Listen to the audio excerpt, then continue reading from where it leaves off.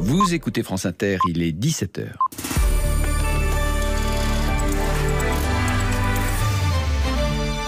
Les infos, Marion Loup. C'est une première dans l'Union européenne. La Commission bloque des livraisons de vaccins à l'Australie en l'espèce des injections AstraZeneca produites en Italie.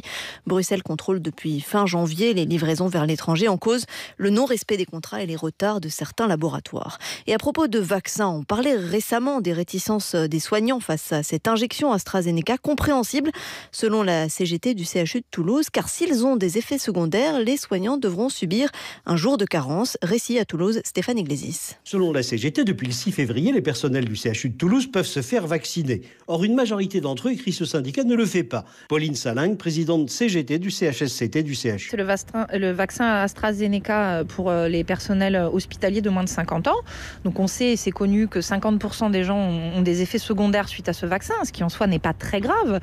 Vous avez des effets secondaires, vous devez vous mettre en arrêt maladie. Et que fait la direction ? Elle vous retire le jour de carence, elle vous positionne en arrêt maladie, ce qui vous fait perdre de l'argent sur votre prime l'année prochaine, au lieu de vous mettre en accident de travail. Anne-Laure Navarre, directrice de cabinet du CHU de Toulouse, conteste cette analyse. On a aujourd'hui 43% des personnels du CHU qui se sont fait vacciner contre le Covid. Aujourd'hui, il n'y a pas de dérogation au jour de carence, mais nous nous adaptons aux évolutions et les évolutions de texte seront appliquées avec effet rétroactif le cas échéant. La direction du CHU qui affirme ne pas constater de refus massif de vaccination de la part des soignants.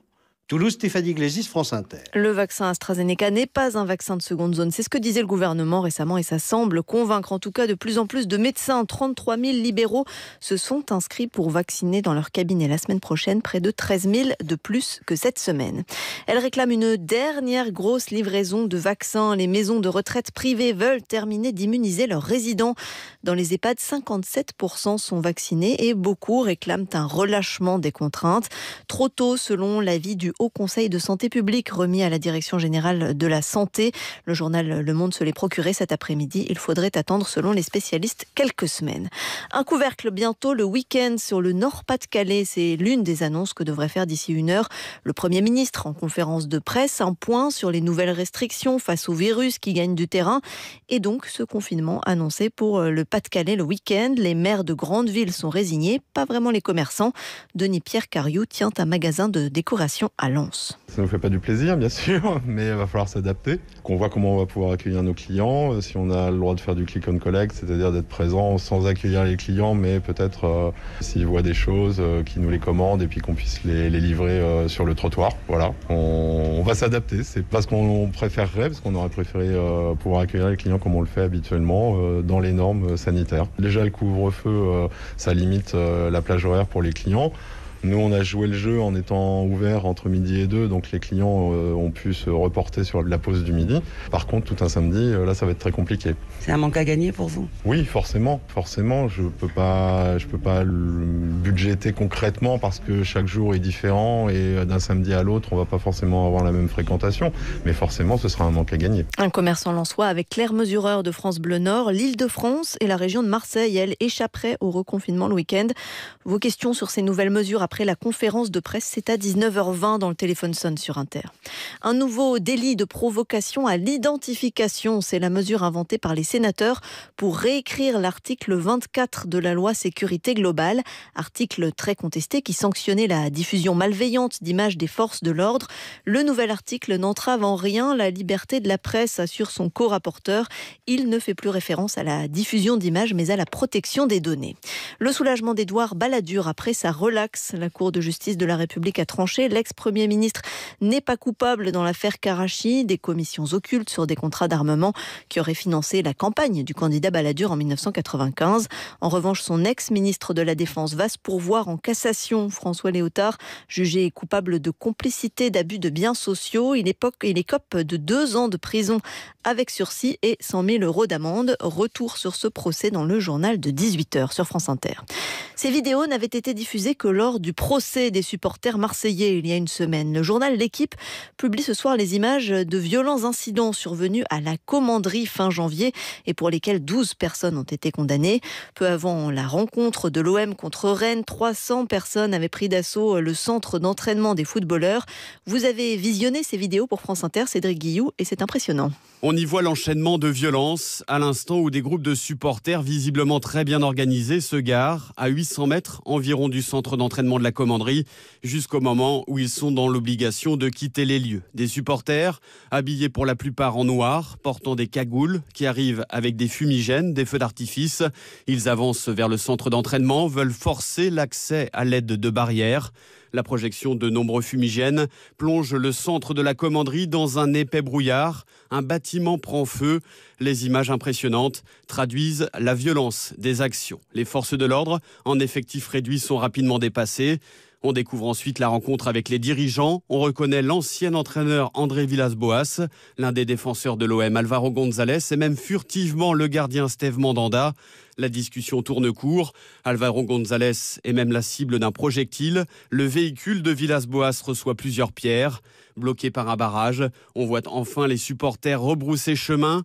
1 heure après le début des faits, les policiers procèdent aux premières interpellations. Et puis la fanitude n'a pas de prix, notamment pour les adeptes des Beatles. Une plaque de la rue londonienne Abbey Road, où se trouvait le studio du groupe et qui a donné son nom à un album, vient de se vendre 43 000 € aux enchères. La commissaire-priseur se dit sidérée.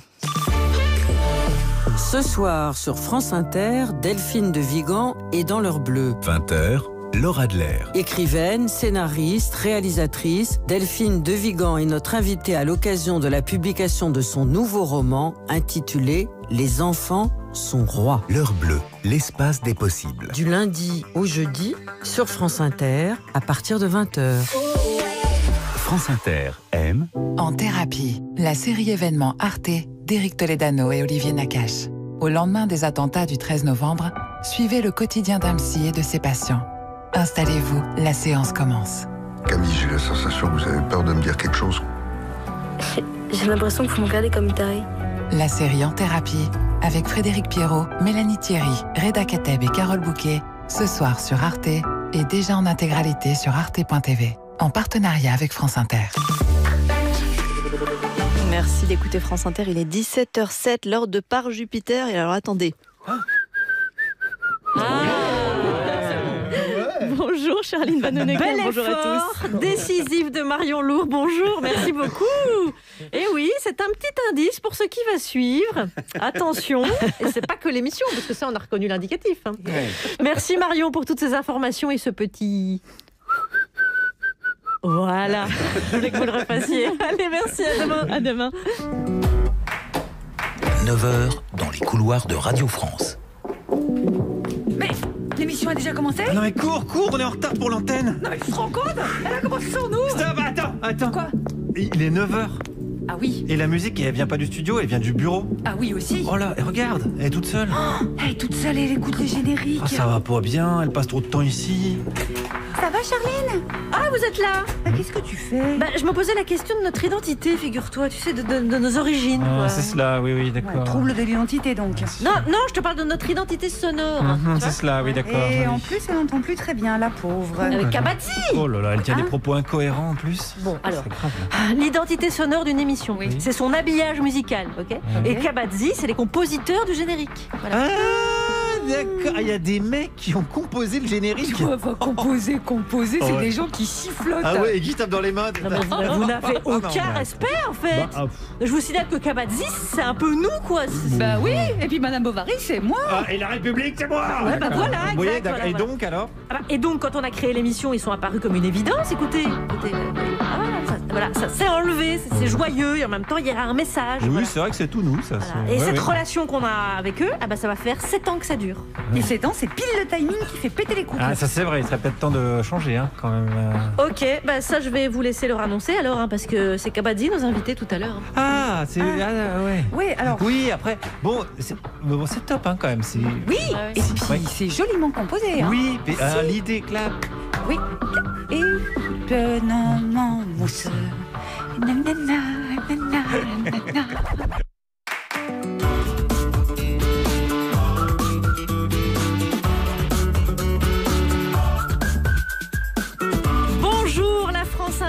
Bonsoir et bienvenue à la halte garderie Les Petits Plaisantins, dont voici la devise: qui vole un œuf vole un steak végétarien à la cantine.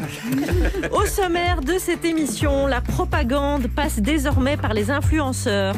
YouTubeurs ou vedettes de télé-réalité permettent d'offrir un vernis cool à Macron grâce à McFly et Carlito, ou à Dubaï qui en fait une stratégie politique.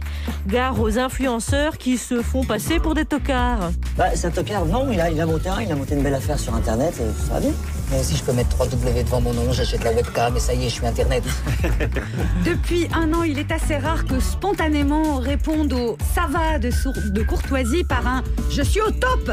Les psychiatres avertissent depuis des mois sur l'urgence de la santé mentale des Français. Les cabinets de psy s'engorgent et ceux qui n'ont pas rendez-vous regardent religieusement En Thérapie sur Arte. Bref, nous ne sommes qu'un cri.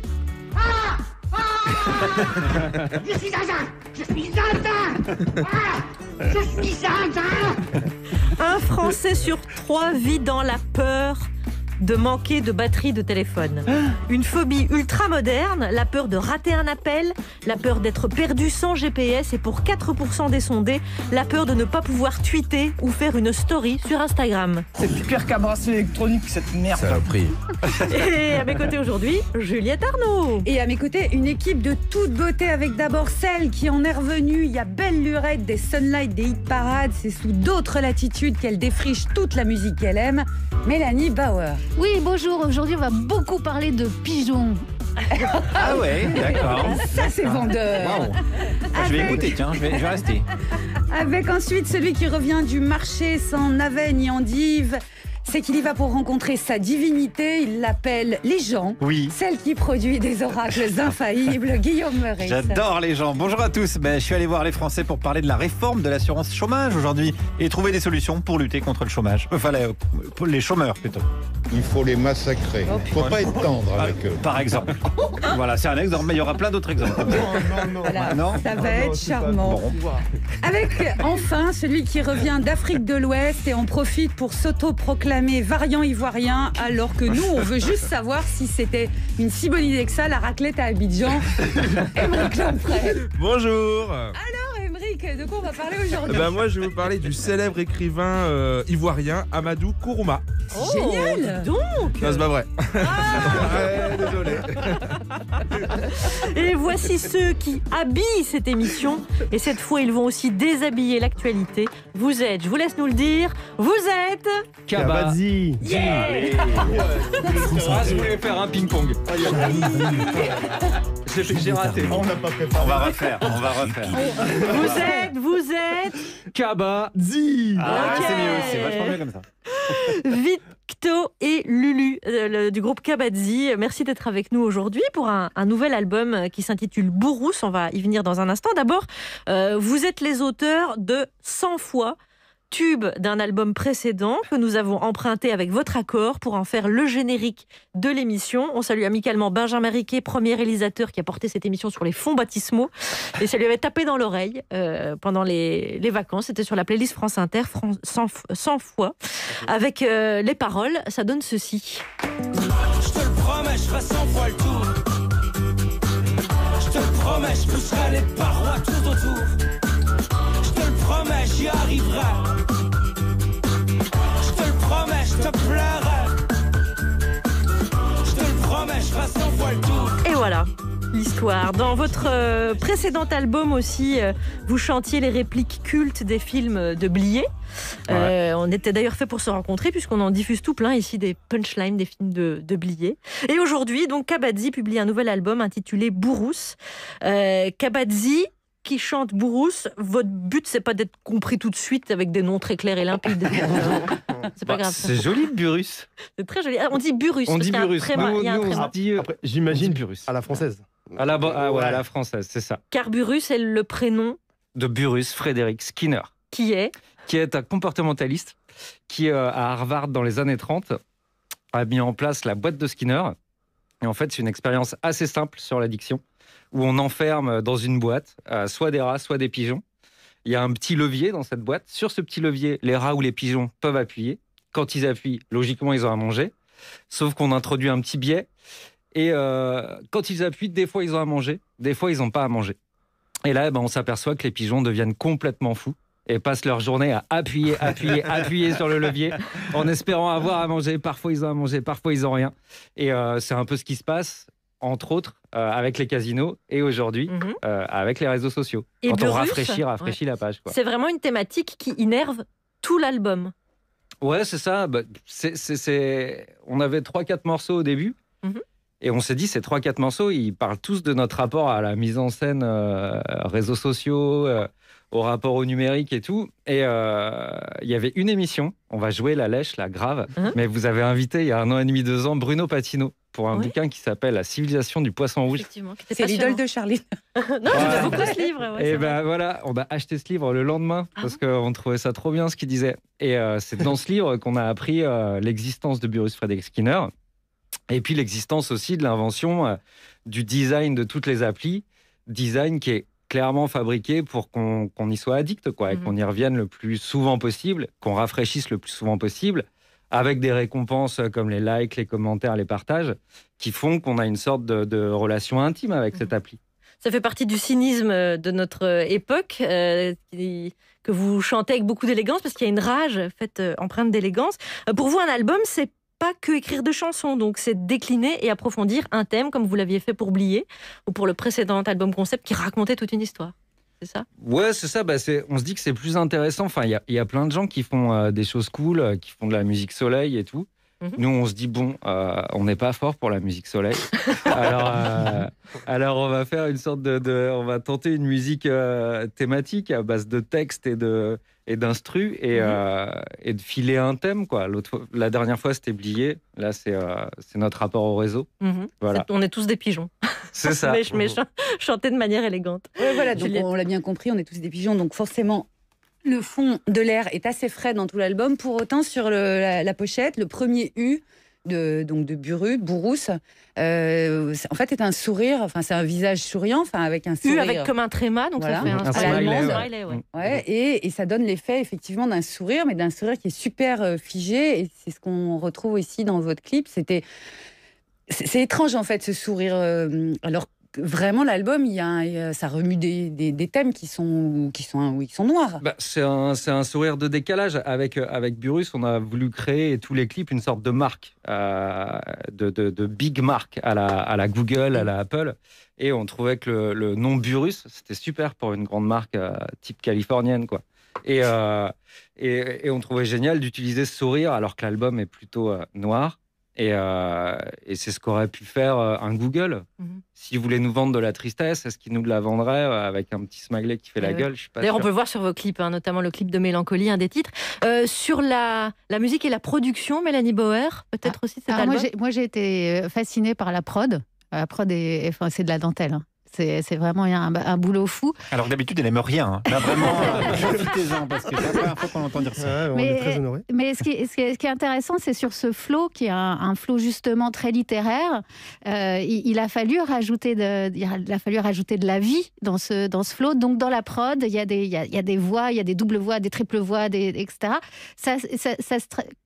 Comment on fait, comment on choisit pour habiller cette voix? Comment vous avez bossé pour faire vivre cette voix? Je dirais qu'on a beaucoup travaillé, effectivement, les bacs, surtout. Dans le milieu, on dit les bacs. C'est quoi les bacs? On n'est pas du milieu, nous. C'est les voix qui sont secondaires. En gros, c'est les voix qui sont un peu plus loin dans le son. Ah, les bacs. Ouais, parce que vous ne prononciez pas bien. D'accord. Et donc, on a beaucoup travaillé ça et on s'est énormément inspiré aussi du rap du moment. C'est-à-dire qu'il y a beaucoup justement de bacs, d'adlibs, on dit aussi. Ça permet de frimer. Mais vous n'êtes pas tombé non plus dans la mode de l'autotune ou des choses comme ça. Il y a vraiment un bout, quand je parlais de dentelle, c'est ça, il y a vraiment un bout. Après, on en a utilisé aussi, et on a aussi beaucoup travaillé avec notre ingé son Tupac. C'est pas le vrai Tupac, c'est un surnom, mais c'était un Tupac nantais. Je préfère garder son anonymat. Un Tupac nantais. Et on a vraiment travaillé avec notre ingé son sur cet album, mais en direct. D'habitude, on passe on fait de la créa, ensuite on fait mixer. Et c'est plutôt. Et là, on a beaucoup travaillé tout de suite la technique. Même avant que tu poses ta voix, on avait des idées d'habillage, effectivement. D'ambiance, en fait. On a on a toujours travaillé comme ça sur le X-Blié. On avait envie de cette ambiance cinéma. Là, on avait envie d'une ambiance. Le pitch qu'on avait dans notre tête, c'était Tokyo la nuit avec plein de fumée en 2060. Alors qu'on n'est jamais allé à Tokyo et qu'on n'est pas en 2060. Par contre, pour la fumée, vous avez mais après, on est des artistes aussi. Oui. Kabadzi, on écoutera le résultat tout à l'heure, bien sûr, avec la chronique de Mélanie Bauer, qui reviendra sur toutes les influences. En attendant, Vampire Weekend, Unbelievers.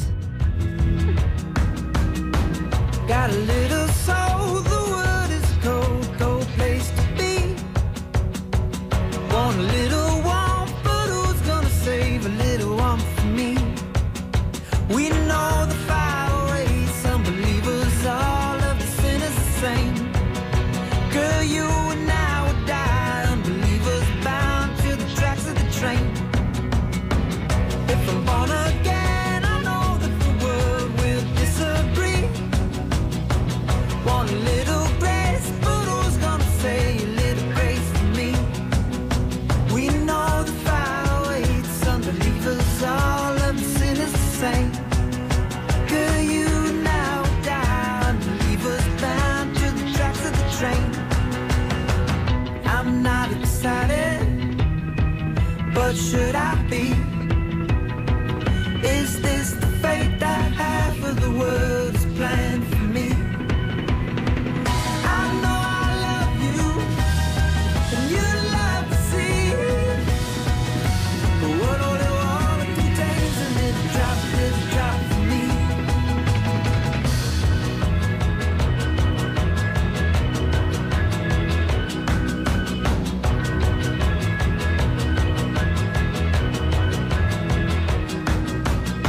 See the sun go down, it's going on down, and the night is deep. Want a little light, but who's gonna save a little light for me? We know the fire waits, unbelievers, all of the sinners the same. Girl, you and I will die, unbelievers bound to the tracks of the train. I'm not excited, but should I be?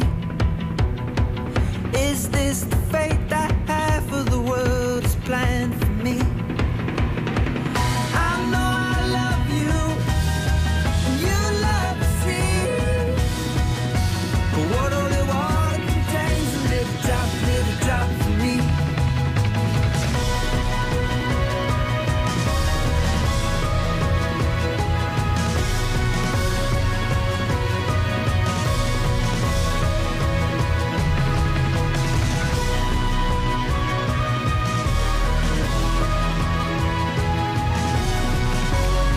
Écouté par Jupiter et nous recevons le groupe Kabadzi avec Victo et Lulu qui nous accompagnent aujourd'hui. Pour les entourer, Juliette, Mélanie Bauer, Émeric Lomprey, Guillaume Meurice. Ils sont magnifiques. Et de l'information. On vaccine, on protège les plus fragiles. On croise les doigts. Le journal de presque 17h17. Commence à claquer du fessier là, les fesses qui font bravo, hein. Et on commence par les titres. Dans ce journal, on reviendra sur l'allocution de Nicolas Sarkozy, enfin l'allocution, l'interview. Oui, voilà. Ouais. Hier soir dans le 20h de TF1. J'adore. J'aime aussi Gomorrah, donc j'aime bien tout ce qui est. J'adore. On reviendra aussi sur l'intervention de Christian Estrosi. J'adore les Sopranos, j'adore tout ça. Et on parlera également de Hitler. Ah, j'adore. Non, rien. On enchaîne. J'étais sur ma lancée, mais j'aime un peu moins. Et on commence donc avec une page média. Bien sûr. Hier soir, dans le groupe TF1, vous aviez droit à Nicolas Sarkozy dans le 20h de Gilles Boulot, Patrick Poivre d'Arvor chez Quotidien et Carlos Ghosn sur LCI. Et retrouvez ce soir Jonathan Daval dans La Villa des Cœurs Brisés et Olivier Duhamel dans Super Nanny. D'ailleurs, Guillaume, TF1 est bien détenu par le groupe Bouygues. Hein, oui, tout à fait, Charline. Le même qui construit les prisons. Tout à fait, Charline. Et le tribunal de Paris aussi. C'est bien. Il maîtrise la chaîne de la délinquance, mais du début à la fin. Voilà, c'est propre. Voilà. Mais écoutons plus en détail l'interview de Nicolas Sarkozy hier, donc dans le 20h de Gilles Boulot. C'est une injustice. Je me battrai jusqu'au bout pour que la vérité triomphe. Et je le fais pas simplement pour moi. Je le fais parce que ceux qui nous regardent doivent savoir que ce qui m'arrive pourrait arriver à n'importe lequel d'entre eux. Ah oui, et ça c'est vrai, ça peut arriver à n'importe lequel d'entre nous. Moi je me suis levé ce matin, j'ai appelé un mec pour faire de la corruption, mais sans faire exprès. Ah oui, non, mais oui, ça arrive. Ouais. Oui. Je suis allée voir une grand-mère milliardaire pour lui prendre de la thune, mais tout le monde fait ça. Tout le monde fait. Moi j'ai un copain dictateur sanguinaire que j'ai invité à faire du camping. Du camping, tous les Français font ça. Mais oui, c'est grave. Très grave. Et c'est tellement grave que hier sur France 5, Christian Estrosi est revenu sur les conséquences de la condamnation de Sarkozy. Alors, je préfère prévenir tout de suite, âme sensible, s'abstenir, séquence émotion. Il n'est jamais bon que la justice fasse de la politique. C'est ce que j'ajoute aussi. Et lorsque l'on voit ce que cette décision, on dit toujours qu'il faut jamais commenter une décision de justice. Alors, quelqu'un qui vous dit que c'est pas son genre de commenter une décision de justice, qu'est-ce qu'il va faire? Qu'est-ce qu'il fait juste après normalement? Il commente une décision de justice, mais avec émotion. On offre au monde entier cette image d'un président français qui a tout donné pour son pays, avec sa foi, avec son cœur, pendant tant d'années. Je pense que l'image de la France ne voit pas son système judiciaire qui sort très grande. Oh la vache, il y a tout, putain. Il y a le trémolo dans la voix, il y a les respis, ça me fout les poils. S'il n'a pas le César cette année, je comprends pas. C'est en effet d'une belle beauté. Oh, et attendez, Charline, c'est pas fini. Il y a le coup de grâce, il y a l'apothéose. Mais qui va vouloir être président de la République demain? Oh là là! Oh là là, Sarah Bernard, tu peux aller te recoucher. Qui va vouloir être président, Charlie? Et oui, plus personne ne va vouloir être président de la République. D'ailleurs, en 2022, ils vont absolument pas se battre pour la place. Oh, mais vous n'avez pas de cœur, Charlie. Vous faites de l'ironie là-dessus? Oui, allez, on se reprend. Allez, selon Le Point, Emmanuel Macron écarte l'idée du confinement le week-end. Ah bah voilà, on était dans le flou. Enfin, une décision nette et précise. Attendez, j'avais pas tout lu. Excusez-moi. Emmanuel Macron écarte l'idée du confinement le week-end sur la majeure partie du pays. Ah voilà. Bon, oui, c'est un peu plus flou, mais bon, c'est déjà pas mal. On est attendez, il en manque un bout encore. Excusez-moi. Emmanuel Macron écarte l'idée du confinement le week-end sur la majorité du pays, sauf exception. Ah oui, je me disais aussi, c'est trop simple. International maintenant, en Russie, une ballerine a dansé sur une plage glacée pour lutter contre un projet de construction industrielle soutenu par Vladimir Poutine. Mais c'est grave ça, Charline. Vous trouvez? Mais qui va vouloir être président de la Russie demain? Allez, on termine par la culture. Oui, le musée du Louvre récupère 2 œuvres de la Renaissance 40 ans après leur vol. Alors, 2018 plus 40, ça fait 2058. Qu'est-ce que vous faites, Charlie? Si on peut récupérer les objets 40 ans après leur vol, je calcule quand la Belgique récupérera la Coupe du Monde. Oh là là, mais arrêtez avec ça. Mais qui va vouloir être champion du monde demain? Merci Guillaume Meurice. Vous écoutez France Inter avec le groupe Kabadzi. La propagande politique passe aujourd'hui par les influenceurs. Les youtubeurs McFly et Carlito se font instrumentaliser un petit peu par Macron et les vedettes de télé-réalité s'installent à Dubaï en échange de photos de rêve sur Instagram parce que Dubaï, c'est cool, tout le monde le sait. C'est l'opération pétrole contre des millions d'abonnés. Et attention parce que influenceur, après on peut devenir ministre. Influenceuse. Ah si, écoutez. L'idée, c'est de faire une queue de cheval un peu serrée, basse. Ensuite, on lisse les cheveux devant. Allô. Vous enroulez les cheveux autour, mèche par mèche. Vous faites passer des grandes mèches devant, derrière. Non mais allô quoi. Vous mettez des grandes pinces à chaque fois pour tenir les cheveux. Ça donne un air sérieux. Allô. Je sais pas, vous me recevez? C'est la coiffure qui me garantit que quand je parle du projet de loi sur lequel nous sommes en train de travailler, on va parler du projet de loi sur lequel nous sommes en train de travailler et pas de est-ce que j'avais l'arrêt à gauche, à droite, au milieu. T'es une fille, t'as pas de shampoing. C'est comme si je te dis t'es une fille, t'as pas de cheveux. Voilà, et le résultat est probant. On a parlé du projet de loi là tout de suite. Le tuto cheveux de Marlène Schiappa featuring Nabila. Ce sujet vous interpelle, les garçons, les influenceurs, le rapport entre youtubeurs, influence, image et les politiques. C'est le sujet que vous avez choisi d'amener. Ouais, parmi plein d'autres sujets et tout. Mais oui, c'est vrai, c'est un peu choquant quand même de mêler la politique au LOL et au feel good toujours, quoi. Ouais, je me demande toujours qui est le fautif. Est-ce que c'est... Non, en vrai... non. On peut vous aider. En vrai, je pense vraiment que politique n'a rien à faire là-dedans.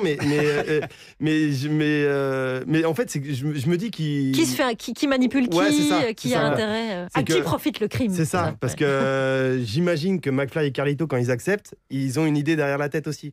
C'est pas que des grands méchants, mais c'est pas que des grands gentils non plus. Ouais, les deux parties ont une idée derrière la tête, quoi. Ouais. Mais est-ce que l'idée finale, le résultat final va être intéressant? Je pense pas. Ouais. Est-ce que la vidéo de McFly et Carlito, franchement, elle a fait que plus de jeunes ont mis le masque ou se sont lavé les mains. Je suis pas sûr. Et McFly et Carlito sont donc suspectés de faire la propagande d'un futur candidat pour sa réélection. Voilà, en plus, quoi. Donc, la politique a y perdre. McFly et Carlito a y perdre ou gagner, je sais pas.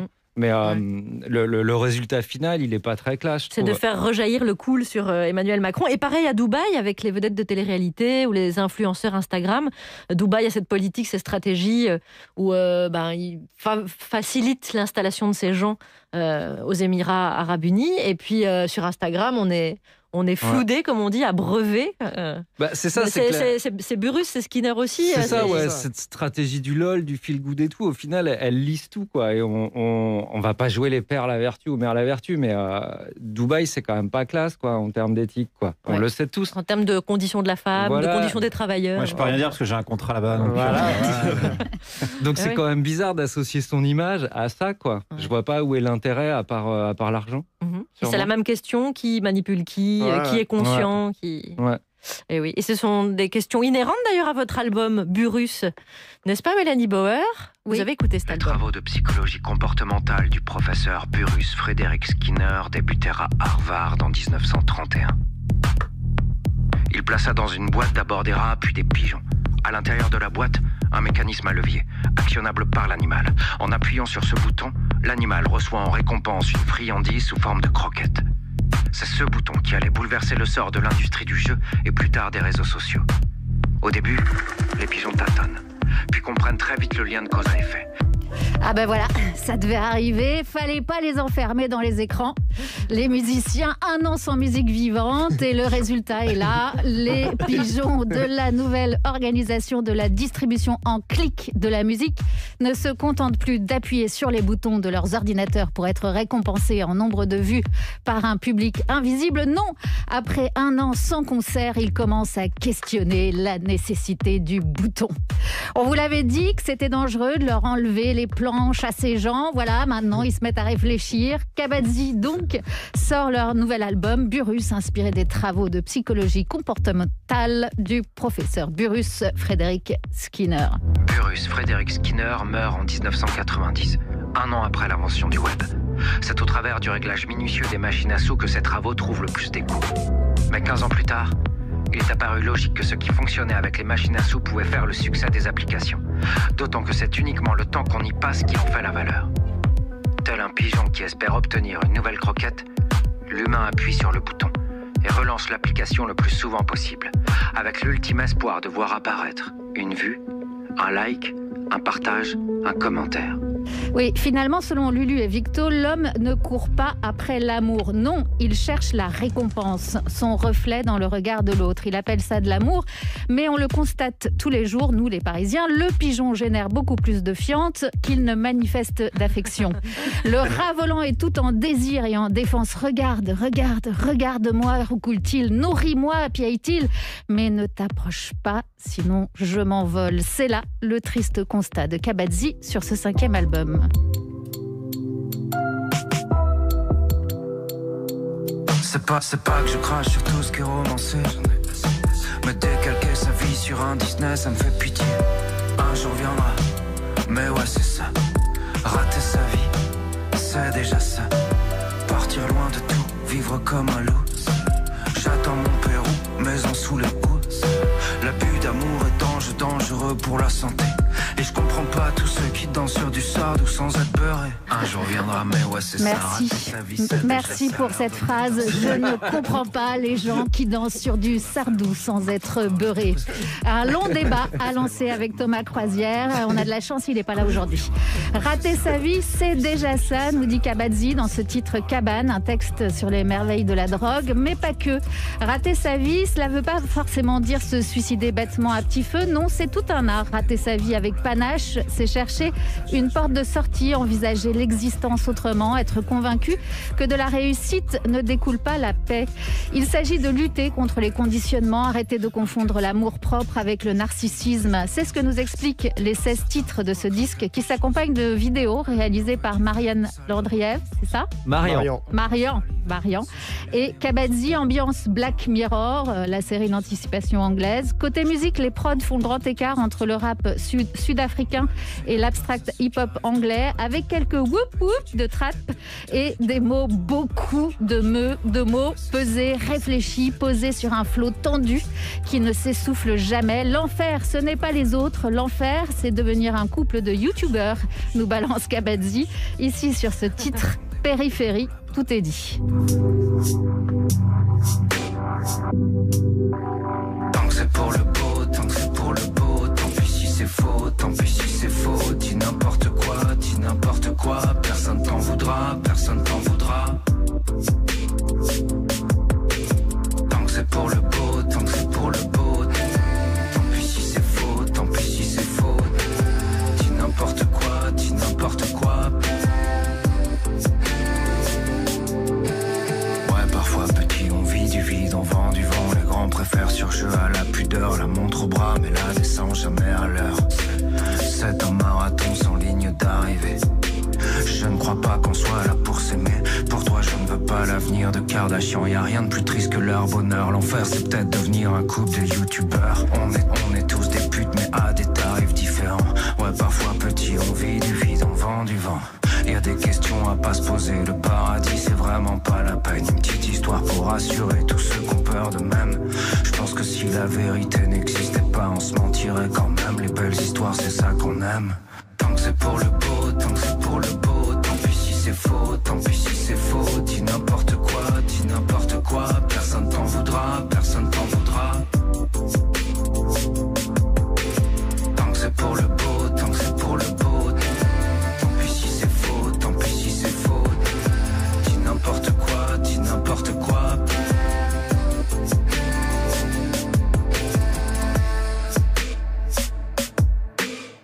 Avoir des sentiments, c'est surcoté. Les gens préfèrent être craints plutôt qu'aimés.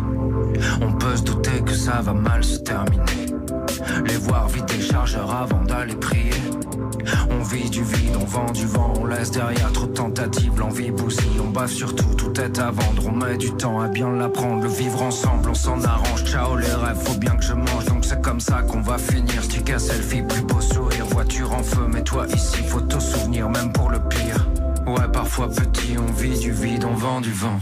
J'ai pas la haine du banlieusard, j'ai celle du campagnard, mais c'est la même périphérie. Y'a juste plus de verre ici. Tant que c'est pour le beau, tant que c'est pour le beau, tant pis si c'est faux, tant pis si c'est faux. Dis n'importe quoi, personne t'en voudra, personne t'en voudra.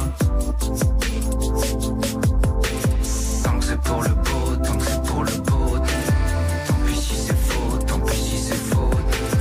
Dis n'importe quoi, dis n'importe quoi.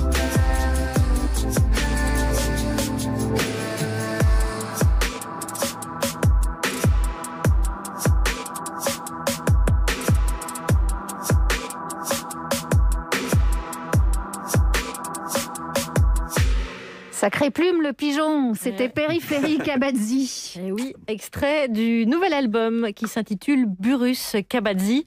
Quand on écoute ce titre et les autres, on se dit qu'on était fait pour se rencontrer. Je rappelle que Kabadzi, on leur doit le générique de cette émission avec leur tube 100 fois. Et ils nous doivent un paquet de pognon de droits d'auteur. Même pas. Eh ouais, vous en voulez un peu de droit d'auteur, Guillaume Meurice? Allez, vas-y, je vais Allez, en prendre. faites-nous une chronique. Allez, aujourd'hui, back to basic, puisqu'en pleine pandémie, crise économique et climatique, fléau en tout genre, nouvel album de Kabadzi. Le gouvernement s'est dit... Dis-le, ça fait un moment qu'on n'a pas foutu sur la gueule aux chômeurs. Et ben voilà, qu'est-ce qui arrive? La réforme de l'assurance chômage, menée par Elisabeth Borne, qui a déclaré récemment qu'elle était une femme de gauche, ce qui est vrai. Ce qui est vrai dans le monde d'Elisabeth Borne. Où tout est possible, tout est possible. Je suis moi-même stripteaseur à Copacabana et Émeric Lompré et Géry Volvic. Je vous rappelle, voilà, tout est possible. Tout est absolument possible. Puisque pour rendre hommage à Coluche sur France Inter, on invite Romain Goupil et Jacques Attali. Tout est possible, voilà. Il manquait plus que le conducteur du camion et on avait le tiercé dans l'eau. Tout est possible. Même de trouver des solutions au chômage dans la population. Je sais, je suis allé à la rencontre encore une fois des gens ce matin et des solutions, je vais vous dire, j'en ai trouvé. On fout tout à plat, la bureaucratie, tout le monde en l'air, allez hop, à dégager. Et alors, qu'est-ce que ça va faire, ça? Ça va faire qu'on repart à zéro. Ça résout le problème du chômage? Bien sûr, si on repart à zéro, il n'y a plus de chômage, puisque c'est à zéro. Attends, je comprends pas la logique. Mais il n'y a pas de logique. Oui, il n'y a pas de logique, c'est ça. Il n'y a pas de logique. Oui, c'est pour ça que je comprenais pas. Voilà. Ouais, et c'est le directeur de cabinet d'Elisabeth Borne, d'ailleurs. Je suis pas sur lequel je suis tombé sans faire exprès. Coup de bol. Bon, j'ai quand même pas l'impression d'avoir beaucoup avancé sur le dossier. Le problème du chômage, ça reste quand même les chômeurs qui plombent les chiffres en faisant quoi? En trouvant tous les artifices pour ne pas travailler et en utilisant tous les moyens officiels aussi pour éviter d'aller travailler. Est-ce qu'on est un peuple de feignasses? On est un peuple, je crois, qui est très infantile et qui attend le Père Noël tous les jours au lieu de se dire qu'on est à soi-même son propre Père Noël. Oh la beauté, oh la beauté, la forme. Et là, si le Figaro écoute, c'est la une, direct demain, embauché direct, c'est la Verdier-Molijé, mais décomplexée. C'est impressionnant. Donc, pour les chômeurs, évidemment, elle a des solutions. Je crois qu'il faudrait déjà diminuer le temps, au fond, où ils sont habilités à ne pas travailler pour les inciter à revenir par besoin, en fait. Il y a quand même beaucoup plus de chômeurs que d'offres d'emploi, non? Je ne sais pas. Ça, ouais. Je ne saurais pas dire. Et si c'est la réalité? Écoutez, j'entendrai ce que vous dites. Et est-ce que ça fera changer votre point de vue? Non. Voilà, c'est important, c'est important. Restez solide sur vos convictions. Hein, voilà. Si la réalité, elle n'est pas comme vous voulez, c'est qu'elle a tort, la réalité. Voilà, ça, c'est ce qu'on appelle la génération plein emploi. Mais ne faisons pas de généralité. Il y a des gens de cette génération, et même de celle d'avant, qui trouvent que le français est quand même bosseur malgré tout. Vous savez, dans l'ensemble, les ouvriers français sont très bien, très sérieux, très qualifiés. Oui, ils sont travailleurs. J'ai vécu 3 ans en Guadeloupe. Je peux vous dire que eux, travailler, c'est l'horreur. Ah, voilà, oui, le français est bosseur. Ah, c'est pas comme en Guadeloupe. Ah, là, c'est de l'anthropologie. Et on salue, évidemment, les gens qui nous écoutent. On les salue. Ils doivent être en train de pioncer, donc faut je sais pas, on salue, voilà. Donc, le français est bosseur. Sauf en Guadeloupe. Mais ils sont français pourtant en Guadeloupe. Oui, non, mais je dis pas. Mais vous savez, moi, je suis pas raciste. Ah bah là, voilà. Ça, c'est quand même bien toujours de préciser, parce que je sens qu'il y avait un doute autour de la table. Comme ça, on élimine tout de suite cette hypothèse. Vous voyez, on avance bien. Alors, en tout cas, elle a été en Guadeloupe, cette dame, donc elle parle vraiment en connaissance de cause. Et elle a observé, par exemple, le chargement des bateaux. Je voyais, alors, il y avait le bateau, ils prenaient un carton, ils se regardaient les uns les autres pour pas qu'il y en ait un qui aille plus vite que l'autre. Ah oui. C'est vous dire. Ah, c'est une stratégie alors, ouais. Oui, et je faisais exprès. Le Guadeloupéen est fourbe en plus. Il est paresseux, il est syndiqué. Oh là, ça fait beaucoup là. Je me demande si c'est même pas, c'est peut-être un synonyme ce truc d'ailleurs. Alors, j'aurais pu finir là-dessus parce que j'aime bien un petit peu le crescendo. Puis là, on était quand même à un bon niveau. Ouais. Mais j'ai rencontré un monsieur qui m'a dit, j'ai une solution un petit peu radicale. Je sais pas si ça va vous plaire. Et alors souvent, moi, quand on me dit ça, si, ça me plaît. Souvent, je suis pas déçu, puis j'ai pas été déçu. Alors, si vous voulez que les femmes arrêtent de travailler et qu'elles élèvent leurs enfants, qu'elles prennent le boulot des hommes. Oui, absolument. Voilà, je crois qu'on a fait le tour. On peut remballer. Voilà, on a bien trouvé des solutions. Alors, il y avait aussi diminuer le temps de travail et mieux répartir les richesses, mais ça, c'est un petit peu compliqué. Et puis, il n'y a rien de mieux que le libéralisme économique bien sauvage, hein, comme le dit Elisabeth, born to be wild. Oh, joli. Merci, ouais. Guillaume. C'est riant ce que vous faites. Oui. Bon, j'essaye un petit peu de mettre des paillettes dans vos vies. Merci. Juliette Arnaud, vous avez un deuxième sujet à soumettre à Kabadzi, nos invités. Notre condition de confiné à moitié a trouvé un baume avec la série En thérapie sur Arte. Selon un article de la Ruche Média, cette mise en scène du travail psychique nous fascine. Le Covid nous ayant peut-être rendu plus sensibles que d'habitude à l'intériorité. De là à galoper voir un psy en vrai, il n'y a qu'un pas, avec à la clé une angoisse tout de même, le diagnostic. Là, j'ai ton ordonnance, tu vois. T'es bipolaire, il m'a dit. Moi, ça va très bien, il m'a dit. Mais toi, c'est très grave, il m'a dit. T'as pas remarqué que tu ris, tu pleures, puis tu ris, puis tu pleures, puis tu re-ris, puis des fois tu repleures. Ça date de quand? Tu te rappelles? Grosso modo, si je calcule bien, Je depuis que t'es là, je crois. Oui, des fois, en fait, ça n'a rien à voir avec sa nature profonde. C'était le film I Feel Good de Lépine et de Carverne. Alors, on a pensé à vous, messieurs de Cabazzi, rapport au titre, évidemment, Burrus, Frédéric Skinner, qui était psychologue. Et puis, quand même, avec les textes, je vois les plages en goudron, je suis tarée, t'as raison. Bon, le thème de l'addiction, récurrent dans la chanson, palindrome, ressasser les mots, voir un psy, trop la honte, voir un psy, ridicule. Vous regardez en thérapie ? Moi, j'ai regardé la moitié, la première moitié. Et je trouve que c'est plutôt une bonne série, d'ailleurs. Mais je suis jamais allé chez un psy. Et ça pourrait vous pousser à aller en voir un ou au contraire ? Non, pas forcément. Enfin, dans thérapie, je sais pas, à chaque fois, je le trouve vachement bien, cette série. Surtout le principe formel des personnages qu'on retrouve tous les 6 épisodes, etc. etc. Après, je me questionne vachement sur est-ce que c'est vraiment ça, la psychiatrie ? Là, on est dans une psychiatrie que je trouve très de salon. Ouais, c'est très analytique. Ouais, très analytique. Et ça me questionne. Mais après, c'est pas un truc... Moi, à chaque fois, il y a des spectateurs, des fois, à la fin des concerts, quand les concerts existaient, qui venaient nous dire « Ah ouais, mais des fois, on a l'impression que vous êtes super triste, voilà, il y a vachement de noirceur et tout. » Et sincèrement, moi, je me suis jamais posé la question de ça, quoi. J'ai juste l'impression d'écrire une réalité que je vis parfois. Quand je dis je suis taré, on s'est tous dit un jour je suis taré, quoi. Enfin, oui. Je pense, j'ai l'impression. Ah oui. Donc, parlez pour vous. Hein. Les plus tarés, c'est ceux qui le disent jamais. Donc c'est ça le rapport. Ouais, je sais pas, nous le rapport à la folie, c'est un rapport ça fait partie de la vie, quoi. D'accord. Dans vos chansons, souvent, vous parlez du narcissisme qu'il y a sur les réseaux sociaux, que ça peut entraîner. Ouais. Est-ce que vous considérez que aller voir un psy, aller consulter, c'est aussi une manière de narcissisme? Parce que c'est super. Elle est tendue, cette question. Allongez-vous, on va en parler. Non, mais elle est tendue. Elle est vraiment en rapport aux paroles de votre chanson. C'est vrai qu'elle est vraie. Voir un psy, la honte, voir un psy ridicule. Est-ce que ça contient aussi de ça, ce type d'angoisse-là? Ça peut des fois être. C'est quand même compliqué. Des fois, on peut aller voir un psy vraiment parce qu'on a de réels problèmes, quoi. Donc ça, c'est quand même un sujet grave. J'ose dire que des fois, il y en a qui ont des vrais problèmes. Et voilà, c'est là où ça glisse. La fracture dans Gavadi, c'est là où il y a danger. Vous n'avez pas besoin, dans la mesure où vous écrivez, vous le slamez, vous le chantez, vous mettez en musique. Je suis pas d'accord. Ce que je veux dire, c'est qu'il le dit à plein de gens, là. C'est chaud. Il dit qu'il y a des gens qui vont voir des psychanalystes pour rien. Non, je n'ai pas dit ça. C'est une vraie brèche pour lui, c'est une avancée. Je n'ai pas dit ça. Non, déjà, pour moi, l'écriture, ça fait psychanalyse. Mais peut-être que parfois, il n'y a pas forcément besoin de psychanalyse. C'est ça qu'on dit. C'est ça que je dis dans ce morceau. C'est que des fois, on dramatise quelque chose alors qu'il suffit de faire autre chose, de sortir, de marcher et de pas forcément avoir toujours besoin d'un sorte de médicament. C'est ça. Vous n'allez pas voir la seconde moitié dans thérapie, je pense. D'accord. Dans la réception de ce que vous faites aussi. C'est-à-dire que certains dans cette équipe qui ont écouté l'album peuvent dire c'était parfois dur pour moi d'écouter tout d'un coup parce que voilà, il y a une certaine noirceur. Et moi, au contraire, j'adore parce que, alors Guillaume va rire parce que c'est un mot que j'utilise souvent, mais il y a un côté catharsis. Voilà, vous suivez, merci. J'adore ce mot catharsis, et c'est carrément ça. Mais je suis d'accord parce que je trouve que les gens, quand ils trouvent qu'il est très très noir, cet album, c'est aussi parce que ça résonne, ça éveille beaucoup de choses en eux. En fait, c'est que je pense que quand on écoute les textes de cet album, ça peut toucher vraiment beaucoup plus de gens qu'avant, j'ai l'impression. Et parce que ces problèmes-là touchent énormément de gens. Et je pense que les retours du côté noir de l'album viennent aussi de ça. C'est-à-dire que les gens le ressentent en vrai et se disent je suis une merde. Ça dit ça de Charline, en fait.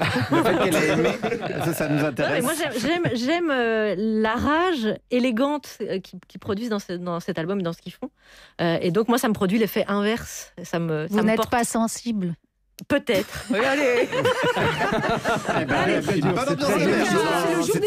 N'hésitez pas à financer la psychanalyse de Cabazzi en achetant et en écoutant Burrus, bien sûr, B-U-2-R-H-U-S, car il fallait l'épeler. Et à présent, la thérapie par le rire. Tout ce qui est rigolade, c'est son rayon. C'est Émeric Lompré. Bonjour à tous, vous allez bien? Oui. J'ai rien entendu.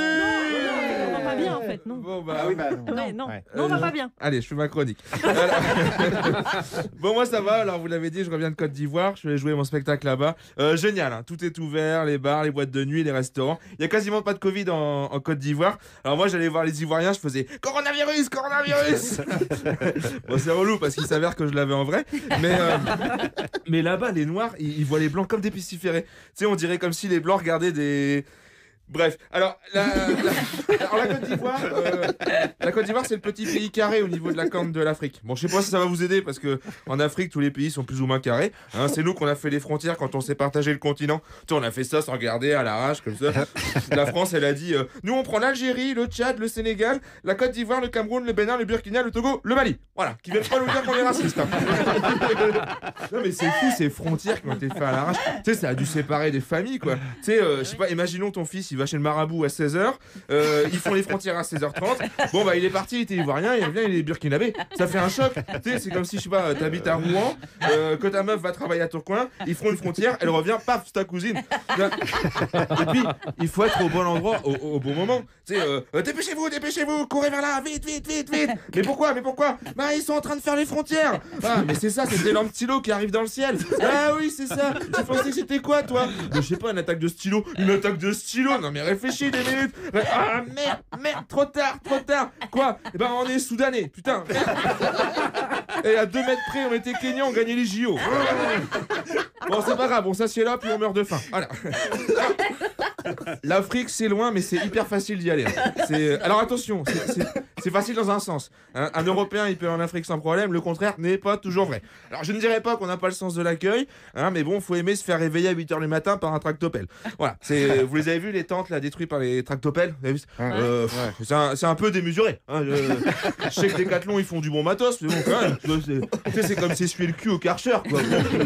C'est vrai que c'est propre, mais c'est la dernière fois que tu vas t'essuyer. Bon. Alors qu'en Côte d'Ivoire, ils sont très accueillants en Côte d'Ivoire. Hein. J'en parlais avec des expats, notamment Marie, Christine, Madeleine, qui elle me disait, les Ivoiriens sont adorables. Ah, puis elle s'y connaît, elle a 8 nounous. Alors qu'elle est stérile, hein. C'est pas grave, elle a acheté un enfant, une des nounous. Son mari, Nicolas, qui lui travaille à la base militaire, bon lui il a plus qu'un enfant, il me disait, mais ici le coût de la vie c'est rien. Je dépense plus en croquettes pour mes chiens que pour mes 3 chauffeurs. C'est pas de la radinerie, c'est pas... Non, j'en mets moins parce qu'ils finissent jamais leur gamelle. Je dis, mais tu parles de qui? Bien le chauffeur. Vous inquiétez pas, c'est bientôt fini. Non mais c'est ça les chroniques, c'est le contraire au sexe quoi. C'est quand on s'est pas vu depuis longtemps, ça dure. Alors, mais quel voyage. Humainement, c'était waouh. Tu sais, les mecs, ils ont rien, ils sont hyper heureux. Et ça, c'est une belle leçon de vie, ça. Nous, on est toujours là, c'est à moi, c'est mon argent, c'est ma voiture, c'est mon corps. Non, c'est non, me touche pas, Emmerich, au secours. Alors que eux, ils sont d'une générosité. Leur or, ils donnent aux Français, leur diamant, ils donnent aux Français, leur cobalt, ils donnent aux Français, et sans rien attendre en retour. Alors, ils font ça peut-être aussi parce que c'est un pays profondément croyant, la Côte d'Ivoire. Là-bas, ils croient tous en Dieu. Hein. C'est Dieu, bien la preuve que ça sert à rien. Hein.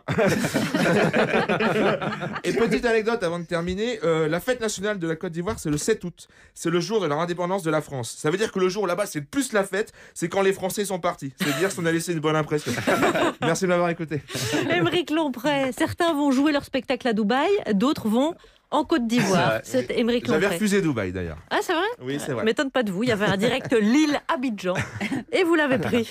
Merci Aymeric Lompré. Merci à vous. On poursuit avec vous Kabadzi car nous avons un autre thème à vous soumettre. Un Français sur 3 vit dans l'angoisse de voir sa batterie de téléphone virer au rouge. Il y a 2 ans, une étude démontrait déjà que notre perception change selon notre niveau de batterie. Rouge, c'est l'angoisse. Chargé à 100%, il se dégage comme un sentiment d'accomplissement. Alors si 5% de batterie déclenche de l'angoisse, imaginez quand on est carrément privé de téléphone. Bienvenue, copain. Bonjour. Salut. Bonjour. Salut, on est venu voir Jean-Paul? Oui, on m'a prévenu. Par contre, je vois que vous avez des appareils électroniques. Et vu qu'il y a des gens électrosensibles sur la zone, il va falloir les laisser ici, les amis. Quoi? Non, mais c'est bon, moi je me mets en mode avion, il n'y a pas de problème. Ah non, même éteint. Hein. Non. Il y a des gens qui sortent. Si, ça a été prouvé. Bon, je t'en fais pas chier, c'est pour 3 jours. Ça va? D'accord, pile pendant Roland Garros, quoi. Allez, ma chérie, t'en as pas besoin. Mais non, je t'assure, tu vas bien t'amuser. Margot, tu arrêtes. Non. Margot. Tu lâches ça. Merde. Pardon, je suis désolé, les enfants. Allez, viens faire un bisou. Allez. Problemos, le film d'Éric Judor. Alors, l'expérience de Skinner qui distribue aux pigeons des petites graines de façon ensuite aléatoire, et ce qui s'applique aujourd'hui aux applications, aux likes, etc. Une fois qu'on n'a plus le téléphone, c'est-à-dire quoi? On confisque la mangeoire? Est-ce qu'il y a un rapport avec ça? Ouais, on stresse l'animal, quoi. On a un morceau dans le disque qui s'appelle Atasagoraphobe, et on a découvert un nouveau syndrome psychologique qui est la peur que l'autre nous oublie. C'est ça, l'atasagoraphobie. Et c'est ça qu'il a, Émeric. C'est bon, Émeric, ça va aller. Ouais.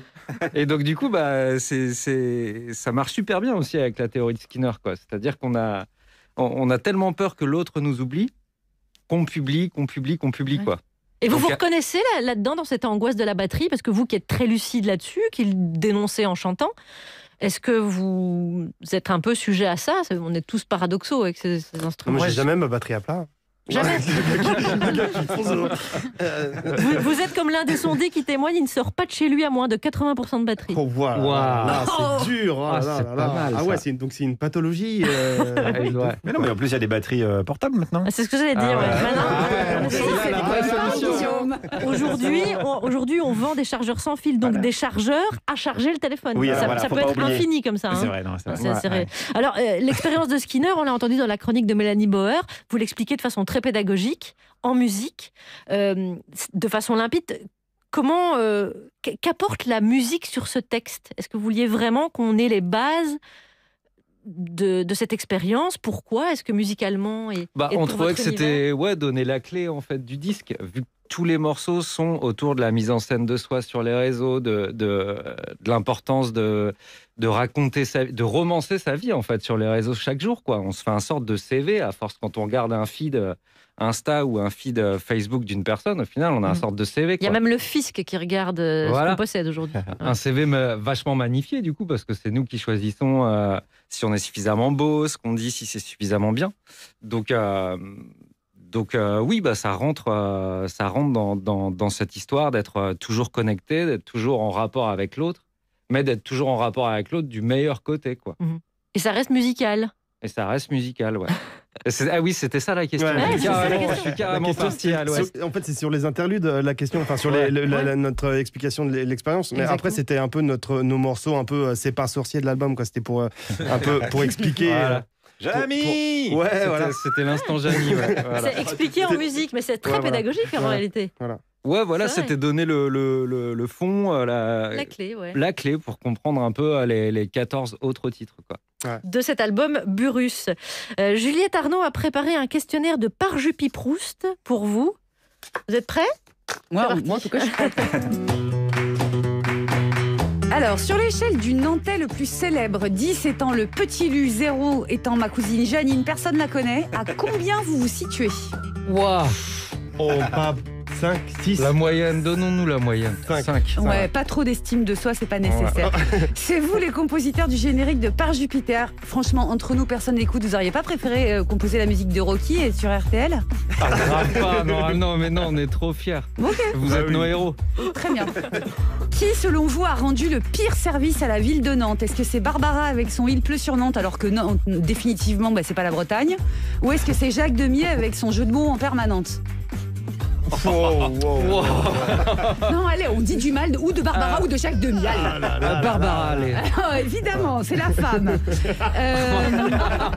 Une chanson de votre album s'appelle donc Atasagoraphobie, qui est la peur d'être oublié par ses pairs, qui est donc une phobie moderne. Quelle autre phobie moderne vous convient? L'anuptaphobie, la peur du célibat, la nomophobie, la peur de perdre son téléphone portable, ou l'orthorexie, la peur de mal manger? L'orthorexie, moi. Ouais, pareil. Ah, bobo. Alors, une question. Est-ce que quand on n'avait pas les masques, on vous est déjà confondu avec les mecs du Palmacho? Non. Parce que moi, j'aurais pu vous confondre avec eux. Mais on est petits. Alors, Juliette, sur l'échelle de la myopie. Moi, je suis à 10. Est-ce que vous fréquentez des gens qui ne sont sur aucun réseau social? Oui. Combien? Et quel âge ils ont? Ah si, combien moi Attends, aussi, peut-être 2 ou 3, mais à tout casser. Hein. Aucun, genre vraiment aucun, même pas Facebook quoi. Ouais, rien. Ah si, je pense qu'il y en a dans le lot.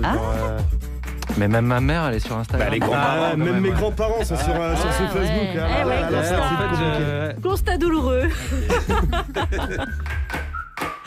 Kabadzi était avec nous, Victo et Lulu et toute l'équipe bien sûr autour de Kabadzi. Vous êtes combien au total? On est vraiment 2. Vous êtes vraiment 2. On est 2 et il y a Marian qui fait les clips. Voilà. Et puis il y a des instruments, il y a des cuivres qu'on n'a pas trouvés, mais alors il y a justement, écoutez bien Burrus pour les trouver. J'ai pas entendu la trompette. Réécoutez le disque. Donc Burrus qui vient de paraître. Il sort à minuit ce soir. Oh là là, dites donc. À minuit sur toutes les plateformes. Merci beaucoup les amis, c'était un plaisir de vous recevoir. Je vous dis à demain. N'oubliez pas dans 1 minute votre rendez-vous avec Jeannot et Oli. Olivier Véran est fin prêt. Le problème, c'est que le Premier ministre a encore foutu la merde avec ses dictons la mort moelleux auxquels on ne comprend rien. Interruption spéciale. Votre entreprise évolue ? MMA vous accompagne pour ajuster vos garanties. Zéro tracas.